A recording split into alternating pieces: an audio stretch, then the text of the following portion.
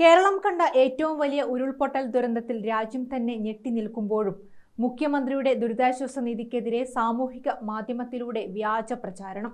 2 സംഭവങ്ങളിൽ പോലീസ് കേസെടുത്തു. തിരുവനന്തപുരം കന്റോൺമെന്റ് പോലീസാണ് രണ്ടാമത്തെ കേസെടുത്തിരിക്കുന്നത്.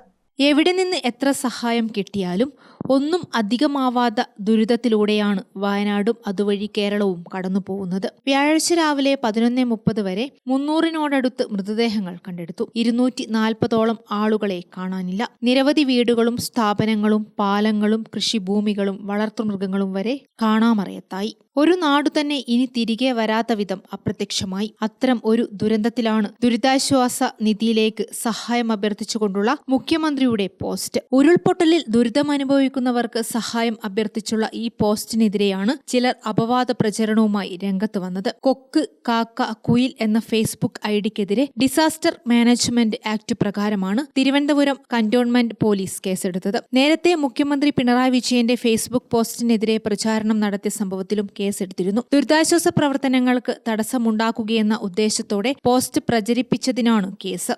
കോഴിക്കോടൻസ് 2.0 എന്ന പ്രൊഫൈലിൽ നിന്നാണ് എക്സിൽ വ്യാജ പോസ്റ്റ് പ്രചരിപ്പിച്ചത്. BNS 192-45 വകുപ്പുകളും ദുരന്ത നിവാരണ നിയമത്തിലെ 51-ാം വകുപ്പും അനുസരിച്ചാണ് കേസെടുത്തത്. നാടിനോടും നാട്ടുകാരോടും കൂറും സ്നേഹവും മനുഷ്യത്വവുമുള്ള എല്ലാവരും കൈകോർത്തു നിൽക്കേണ്ട അവസരത്തിൽ അപവാദ പ്രചരണങ്ങൾക്കും വ്യാജ പ്രചാരണത്തിനും സാമൂഹിക മാധ്യമങ്ങളെ വേദിയാക്കുന്നവരെ ഒറ്റപ്പെടുത്തേണ്ടതുണ്ട്. News desk Gramika.